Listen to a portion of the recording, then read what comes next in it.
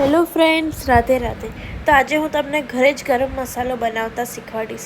તમે આ ગરમ મસાલો બહુ જ ઇઝીલી બનાવી શકો છો.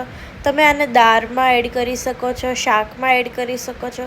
આનો બહુ જ સારો ટેસ્ટ આવશે. તો ચલો આજે આપણે આ મસાલો બનાવીએ. અહીંયા મેં આખા ધાણા લીધેલા છે, વરિયાળી લીધેલી છે, જીરું લીધેલું છે, તમાલપત્ર લીધેલા છે, આખા મરચાં લીધેલા છે, લવિંગ, બાદિયા, તજ લીધેલા છે, મરિયા લીધેલા છે અને થોડાક તલ લીધેલા છે. હવે આપણે આ બધાને એક મોટી કઢાઈમાં મિક્સ કરી દઈશું.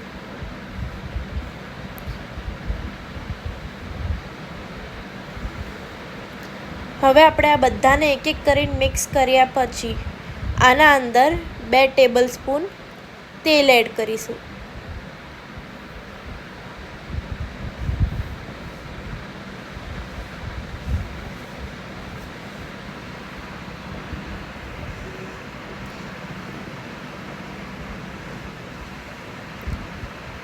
હવે આપણે આને શેકવાનું છે. તો હવે આપણે આને 10 થી 15 મિનિટ સુધી લો ફ્લેમ ઉપર ગેસ પર શેકવાનું છે. આની સ્મેલ ના આવે ત્યાં સુધી તમારે આને શેકતું રહેવાનું છે. ગેસનો ફ્લેમ એકદમ લો હોવો જોઈએ. તમારે આવી રીતે આને કન્ટિન્યુઅસલી શેકતું રહેવાનું છે.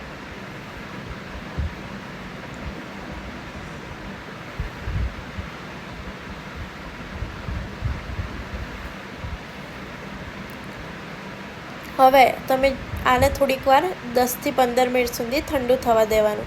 ઠંડુ થયા પછી તમારે આને મિક્સરમાં ગ્રાઇન્ડ કરી દેવાનું છે. હવે મિક્સરમાં ગ્રાઇન્ડ કર્યા પછી તમે જોઈ શકો છો કે આ મસાલો રેડી થઈ ગયો છે. જો તમને આ રેસીપી ગમી હોય તો આ ચેનલને લાઈક, શેર ને સબસ્ક્રાઈબ કરજો. રાધે રાધે.